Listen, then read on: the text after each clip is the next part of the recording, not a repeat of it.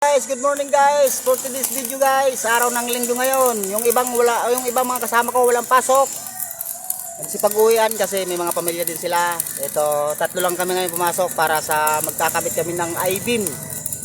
Tatlo lang kami, si Jimboy at saka si Kuya Tisoy. Yan, mga welder. Ayan. Ayan guys, yan, si Kuya Tisoy, yan, yan. Nagpo-full weld sila guys. Ayun naman si Jimboy, nakatalikod sa dulo. Ako naman ngayon guys ang supervise. Nakaupo lang ngayon guys, ito naman. Sarap buhay guys. Ayan. Ayan guys. Kaliwa ang kamay.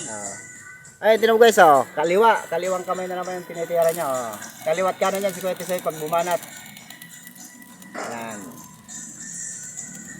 Kasi araw ng linggo ngayon guys. Orasan na ng pahinga, pero nakapagsimba na muna ako bago ako pumasok. Thanks for watching guys. Ingat din po kayo kung saan man kayo naroon. Kung sino man like na lang and share na lang po. Salamat. God bless Pilipinas. Love you Philippines.